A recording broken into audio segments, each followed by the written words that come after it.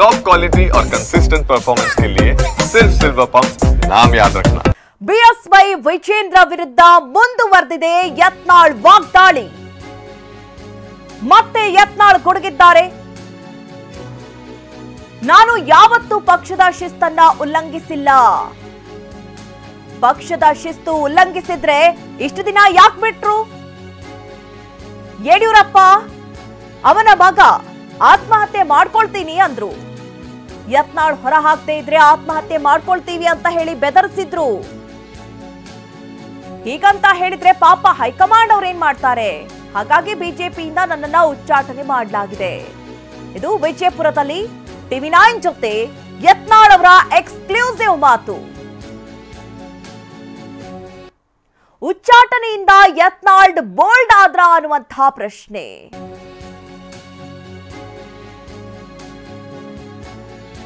ನಾನು ರನ್ಔಟ್ ಆಗಿಲ್ಲ, sixer ಹೊಡೆದಿದ್ದೇನೆ. Single, double, 4 ಹೊಡೆಯೋದಿಲ್ಲ, ಬರೀ ಸಿಕ್ಸರ್. ಚೆಂಡು ಹೊಡೆದ್ರೆ ಬೌಂಡ್ರಿ ಗೆರೆ ದಾಟ್ ಹೋಗ್ಬೇಕು. ಇನ್ಮುಂದೆ ಓನ್ಲಿ ಸಿಕ್ಸರ್ ಮಾತ್ರ ಅಂತ ಬೋಲ್ಡ್ ಆಗಿ ಉತ್ತರಿಸಿದ್ದಾರೆ ಯತ್ನಾಳ್. ಪಕ್ಷದಿಂದ ಉಚ್ಚಾಟಿಸಿದ್ದಕ್ಕೆ ಯತ್ನಾಳ್ ಖಡಕ್ ಆಗಿ ಪ್ರತಿಕ್ರಿಯೆ ಕೊಟ್ಟಿದ್ದಾರೆ. ಇನ್ನು ನಮ್ಮ ಪ್ರತಿನಿಧಿ ಅಶೋಕ್ ಯತ್ನಾಳ್ ಅವರೊಟ್ಟಿಗೆ ಮಾತನಾಡಿದ್ದಾರೆ. ಏನೇನಂದ್ರು ಬನ್ನಿ ನೋಡೋಣ. ಯತ್ನಾಳ್ ಅವರು ಶಿಸ್ತನ್ನ ಮೀರಿ ಇದ್ದಕ್ಕೆ ನಾವು ಉಚ್ಚಾಟನೆ ಮಾಡಿದ್ದೀನಿ ಅಂತ ಹೇಳಿದರೆ, ಶಿಸ್ತನ್ನು ನಿಜವಾಗ್ಲೂ ಯತ್ನಾಳ್ ಮೀರಿದ್ರ? ನಾ ಶಿಸ್ತು ಮೀರಿದ್ರೆ ಎಷ್ಟು ದಿವಸ ಹಾಕ್ಬಿಟ್ರು? 5 ವರ್ಷದ ನೋಟಿಸ್ ಕೊಟ್ಕೋತಾ ಇದ್ದಾರೆ. ಅಂದರೆ ಅವ್ರಿಗೆ ಅನಿಸಿಲ್ಲ. ಕೊನೆಗೆ ಯಡಿಯೂರಪ್ಪ ಅವನ ಮಗ ಹೋಗಿ ಯತ್ನಾಳ್ ಹೊರಗೆ ಹಾಕದೇ ಇದ್ದರೆ ನಾನು ಆತ್ಮಹತ್ಯೆ ಮಾಡ್ಕೋತೀನಿ ಅಂತ ಹೇಳಿದ್ಮೇಲೆ ಪಾಪ ಅವ್ರು ಏನು ಮಾಡ್ಬೇಕು ಹೇಳಿ? ಈಗ ಹೇಳಿದ್ರಿ ಜನಾಭಿಪ್ರಾಯ ಸಂಗ್ರಹಣ ಮಾಡ್ತೀವಿ ಅಂತೇಳಿ, ಯಾವ ರೀತಿ ಮುಂದಿನ ನಿಮ್ಮ ಪ್ರಕ್ರಿಯೆ? ನಾವು ಸಾಮಾಜಿಕ ಜಾಲತಾಣದಲ್ಲಿ ಇವತ್ತೇನು ಜನ ಅಭಿಪ್ರಾಯ ಕೊಡ್ತಾ ಇದ್ದಾರೆ, ಉತ್ತರ ಕರ್ನಾಟಕ ಪ್ರತ್ಯೇಕ ಆಗಬೇಕು ಅನ್ನೋಂಥದ್ದು ಕೂಗಿದೆ. ಉತ್ತರ ಕರ್ನಾಟಕ ಅಭಿವೃದ್ಧಿ ಆಗ್ತಾಯಿಲ್ಲ. ನೀರಾವರಿ ಯೋಜನೆ ನೋಡಿರಿ, ನಾ ಮೊನ್ನೆ ಹೇಳಿದೆ ವಿಧಾನಸಭೆಯಲ್ಲಿ 1,16,000 ಕೋಟಿ ರೂಪಾಯಿ ನೀವು ಸಾಲ ತೆಗಿಲಕತ್ತೀರಿ ಈ ವರ್ಷ ಸಿದ್ದರಾಮಯ್ಯ ಗ್ಯಾರಂಟಿ ಸಲುವಾಗಿ. ನಾ ಇನ್ನೂ 1,00,000 ಕೋಟಿ ಸಾಲ ತೆಗೀರಿ, ಒಮ್ಮೆ ನಮ್ಮ ಪ್ರಾಜೆಕ್ಟ್ ಮುಗಿಸ್ಬಿಡ್ರಿ. 2 ವರ್ಷ 3 ವರ್ಷನಾಗ 100% ಸುಮಾರು 17,70,000 ಎಕರೆ ನೀರಾವರಿ ಆಗ್ತದೆ. ಮುಂದೆ ಆಯುಷ್ ಅದು ಡ್ಯಾಮ್ ಮತ್ತು ರೀಬಿಲ್ಟ್ ಮಾಡೋ ತನ ಇವ್ರು ಬರೀ ಇದೇ ಮಾಡಿ 5,000-10,000 ಕೋಟಿ ಕೊಟ್ಟರೆ ಆಗೋದಿಲ್ಲ. 17,70,000 ಎಕರೆ ನೀರಾವರಿ ಆಗುವಂಥ ಒಂದು ನೀರಾವರಿ ಆಗಿಬಿಟ್ರೆ ನಿಮ್ಮ ಬಿಕ್ಕಿ ಗ್ಯಾರಂಟಿಗಳು ಬೇಕಾಗಿಲ್ಲ. ನೀವು ಬೇಕಾದರೆ ನಮ್ಮ ಕಡೆಯಿಂದ, ನಮ್ಮ ರೈತರ ಕಡೆಯಿಂದ ಪ್ರತಿ ವರ್ಷಕ್ಕೆ 1,000 ರೂಪಾಯಿ ನೀವು ಸಾಲ ತಂದಿದ್ದಕ್ಕೆ ಬಡ್ಡಿ ಎತ್ತಾರೆ ತೊಗೋರಿ, ಏನೇ ತಗೋ 10 ವರ್ಷ ತೊಗೋರಿ, ನಮ್ಮ ರೈತರು ಕೊಡ್ಲಿಕ್ಕೆ ತಯಾರದಾರೆ. ಆದರೆ ನೀವು 17 ಲಕ್ಷ ಎಕರೆ ನೀರಾವರಿಯನ್ನು ಮಾಡೋದನ್ನು ನೀವು ತಪ್ಪಿಸಿದ್ರಿ. ಅದಕ್ಕೆ ನಾನು ವಿನಂತಿ ಮಾಡಿಕೊಂಡೆ. ಅದಕ್ಕೆ ಯಾವುದೇ ರೀತಿ ಯಡಿಯೂರಪ್ಪನೂ ಯಾವುದೇ ಸ್ಪಂದನೆ ಮಾಡಲಿಲ್ಲ. ಸಿದ್ದರಾಮಯ್ಯ ಅಂತ ಗ್ಯಾರಂಟಿ ಒಳಗೆ ಅವ್ರು ಸತ್ತು ಹೋಗ್ಯಾರ. ಅವ್ರಿಗೆ ಗ್ಯಾರಂಟಿನೇ 54,000 ಕೋಟಿ ರೂಪಾಯಿ ಬೇಕು.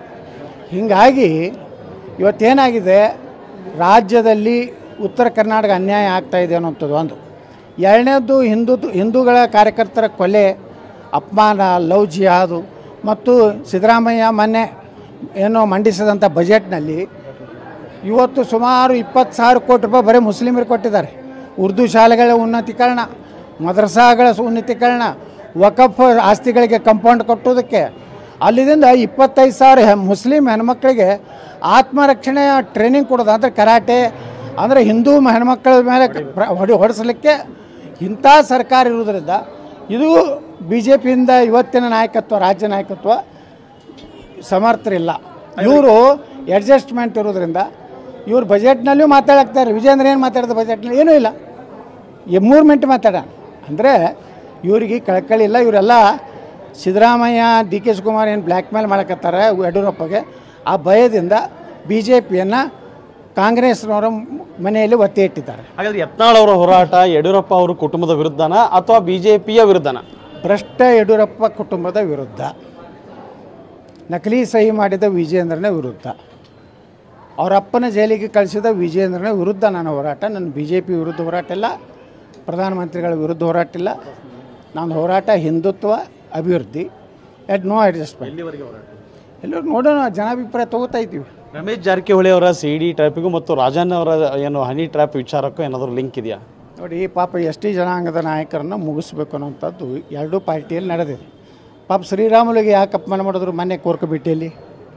ಶ್ರೀರಾಮುಲು ಒಬ್ಬ ವಾಲ್ಮೀಕಿ ನಾಯಕ, ಅವನು ರಾಜ್ಯದ ನಾಯಕತ್ವ ಪಡೆಯುವಂಥ ಎಲ್ಲ ಅರ್ಹತೆ ಇದೆ. ಅಂಥ ಮನುಷ್ಯನ ನೀವು ಉಪಮುಖ್ಯಮಂತ್ರಿ ಮಾಡಲಿಲ್ಲ. ಮತ್ತು ಮೊನ್ನೆ ಇದರಲ್ಲಿ ಅಡ್ಜಸ್ಟ್ಮೆಂಟ್ ನೀನು ಸರಿಯಾಗಿ ವಿಲಕ್ಷಣೆ ಮಾಡಲಿಲ್ಲ ಸೊಂಡೂರಿಲ್ಲ ಅಂತೇಳಿ ಅವ್ರ ಮೇಲೆ ಆಪಾದನೆ ಮಾಡಿ ಅವರು ಕಣ್ಣೀರು ಹಾಕೋತ ಹೊರಗೆ ಬರೋವಂಥದ್ದು. ಇದು ಎಲ್ಲ ನೋಡಿದ್ರೆ ಈ ಪಕ್ಷದಲ್ಲಿ ವಿಜಯೇಂದ್ರ ಮತ್ತು ಯಡಿಯೂರಪ್ಪ ಬಿಟ್ಟರೆ ಯಾರೂ ಬೆಳಿಬಾರ್ದು ಅನ್ನೋಂಥ ಒಂದು ಭಾವನೆ ಇದೆ. ಕಳೆದ ಲೋಕಸಭಾ ಚುನಾವಣೆಯಲ್ಲಿ ಹಲವಾರು ಕ್ಷೇತ್ರಗಳಲ್ಲಿ ಬಿಜೆಪಿ ಅಭ್ಯರ್ಥಿಗಳು ಸೋಲೋಕೆ ಯಡಿಯೂರಪ್ಪ ಹಾಗೂ ವಿಜೇಂದ್ರ ಅವರು ಕಾರಣ ಅಂತ ಆರೋಪ ಮಾಡಿದ್ದೀರಿ, ಅದಕ್ಕೇನು ಹೇಳ್ತೀರಿ? ನೋಡಿ, ಕಲ್ಯಾಣ ಕರ್ನಾಟಕದಲ್ಲಿ ಒಂದು ಬಿ ಜೆ ಪಿ ಬರಲಿಲ್ಲ. ದಾವಣಗೆರೆಯಲ್ಲಿ ಸೋಲಿಸಿದ್ರಲ್ಲ, ಅದು ಸಿದ್ದೇಶ್ವರರು ಹೇಳ್ತಾರೆ, ಅವ್ರು ಕೇಳ್ರಿ. ಇನ್ನೂ ಅವ್ರನ್ನ ಸೋಲಿಸಲಿಕ್ಕೆ ಅವ್ರ ವಿರುದ್ಧ ಇರೋರನ್ನ ಜಿಲ್ಲಾಧ್ಯಕ್ಷ ಮಾಡೋದು, ತಾಲೂಕು ಅಧ್ಯಕ್ಷ ಮಾಡೋದು. ಕೋಲಾರ KGFನಲ್ಲಿ ಪ್ರಯತ್ನ ಮಾಡಿದ್ರಿ ಸೋಲಿಸಲಿಕ್ಕೆ, ಚಾಮರಾಜನಗರಲ್ಲಿ ಪ್ರಯತ್ನ ಮಾಡಿದ್ರಿ, ತುಮಕೂರಿನಲ್ಲಿ ಪ್ರಯತ್ನ ಮಾಡಿದ್ರಿ, ಚಿತ್ರದುರ್ಗದಲ್ಲಿ ಕಾರಜೋಳವರ ವಿರುದ್ಧ ವ್ಯಕ್ತಿಗಳಿಗೆ ಇವತ್ತು ಅಧ್ಯಕ್ಷ ಮಾಡಾಕತ್ತೀರಿ. ಇದು ಏನಂತ ಅವರೇ ಹೇಳಬೇಕು, ವಿಜಯೇಂದ್ರನೇ ಹೇಳಬೇಕು. ಉಚ್ಚಾಟನೆ ವಿಚಾರವಾಗಿ ಯತ್ನಾಳ್ ಅವರು ರನ್ಔಟ್ ಆದ್ರ, ಬೋಲ್ಡ್ ಆದ್ರ, ಅಥವಾ ಇನ್ನೊಬ್ಬರು ಮ್ಯಾಚ್ ಫಿಕ್ಸಿಂಗ್ ಮಾಡಿ ಔಟ್ ಮಾಡಿದ್ರ? ನಾನು ರನ್ಔಟು ಆಗಿಲ್ಲ, ಬೋಲ್ಡು ಆಗಿಲ್ಲ, ಸಿಕ್ಸರ್ ಹೊಡೆದಿದ್ದೀನಿ. ಏನು ಬರೀ ಸಿಕ್ಸರ್ ಹೊಡಿತೀನಿ, ಓನ್ಲಿ ಸಿಕ್ಸರ್, 4 ಸಹಿತ ಹೊಡಿದಿಲ್ಲ. ಹಾಂ, ಹೆಂಗೆ ಗೆಲ್ಲಬೇಕಂದ್ರೆ ಸಿಕ್ಸರ್ಲೇನೆ ಗೆಲ್ಕೊತ ಹೋಗೋದು. No four no single. ಹಾಂ, no four no single, no double. ಹಿಂಗೆ 2 ಸಲ ಹಿಂಗೆ ಓಡೋದು ಇಲ್ಲ, ಹಗಲೆಲ್ಲ ಓಡಾಡೋದು ಇಲ್ಲ. ಬರೀ ಹಿಂಗೆ 4 ಹೊಡ್ಯಾನ ಅಲ್ಲೇ ಹೋಗಿ ಬೀಳೋದಿಲ್ಲ, ಹೊಡೆದ್ರೆ ಆ ಬೌಂಡ್ರಿ ದಾಟೇ ಬೀಳೋದು. ಈಗ ಜನಾಭಿಪ್ರಾಯ ಸಂಗ್ರಹಣೆ ಮಾಡ್ಬೇಕಂತ ಮಾಡ್ತೀರಿ. ಜನಾಭಿಪ್ರಾಯ ಒಂದು ವೇಳೆ ನಿಮಗೆ ಹಿಂದುತ್ವದ ಆಧಾರದ ಮೇಲೆ ಪಕ್ಷ ಕಟ್ಟೋಕೆ ಒಂದು ತೀರ್ಪನ್ನು ಕೊಟ್ಟರೆ ಯಾವಾಗ ಪಕ್ಷ ಕಟ್ತೀರಿ? ಸ್ಟಾರ್ಟ್ ಮಾಡ್ತೀವಿ, ಅದನ್ನು ಪ್ರಕ್ರಿಯೆ ಪ್ರಾರಂಭ ಮಾಡ್ತೀವಿ. ಎಲ್ಲಿವರೆಗೆ ಮಾಡ್ತೀರಿ? ನಾವು ನೋಡಿ, ನಾವು 3 ವರ್ಷದ ಸಾಕಷ್ಟು ಸಮಯ ಇದೆ. ಇನ್ನು ಅಲ್ಲಿವರೆಗೆ ನಮ್ಮ BJPಯವರಿಗೆ ಬುದ್ಧಿ ಬಂದು ಎಲ್ಲ ನಾವು ಯಡಿಯೂರಪ್ಪ ಕುಟುಂಬದಿಂದ ಹೊರಗೆ ಬರ್ತೀವಿ, ಹಿಂದುತ್ವ ರಕ್ಷಣೆ ಮಾಡೋರನ್ನ ನಾಯಕತ್ವ ಕೊಡ್ತೀವಿ, ಅಡ್ಜಸ್ಟ್ಮೆಂಟ್ ರಾಜಕಾರಣಿಗಳನ್ನ ದೂರ ಸರಿಸ್ತೀವಿ ಅಂತೇಳಿ ಬಂದರೆ ನಾವು ಯಾವುದೇ ಮುಂದಿನ ಹೆಜ್ಜೆ ಇಡೋದಲ್ಲ. ಇಲ್ಲ, ನಾವು ಯಡಿಯೂರಪ್ಪಗೆ ಕರ್ನಾಟಕ BJP ಮಾರೇ ಬಿಟ್ಟಿವಿ ಅಂದ್ರೆ ನಾವು ಮುಂದಿನ ಹೆಜ್ಜೆ ಇಡಬೇಕಾಗ್ತದೆ. ಇದು ಯತ್ನಾಳ್ ಅವರು ಮತ್ತು ನಾನು ಮ್ಯಾಚ್ ಫಿಕ್ಸಿಂಗ್ ಮಾಡಲ್ಲ, ಕೇವಲ ಏನು ಉಚ್ಚಾಟನೆ ಎಂಬ ಮ್ಯಾಚಲ್ಲಿ ನಾನು ಇನ್ಮೇಲೆ 6 ಅನ್ನು ಹೊಡಿತೀನಿ, ಜನಾಭಿಪ್ರಾಯ ಸಂಗ್ರಹ ಮಾಡಿಕೊಂಡು ನಾನು ಮುಂದಿನ ನಿರ್ಧಾರವನ್ನು ತಗೋತೇನೆ ಅನ್ನೋ ಮಾತನ್ನು ಯತ್ನಾಳ್ ಅವರು ಹೇಳಿದ್ದಾರೆ. ಕ್ಯಾಮ್ರಾಮನ್ ಶ್ರೀಶಾಲ್ ಜೊತೆ ಅಶೋಕ್ ಅಡಳಿ TV9 ವಿಜಯಪುರ.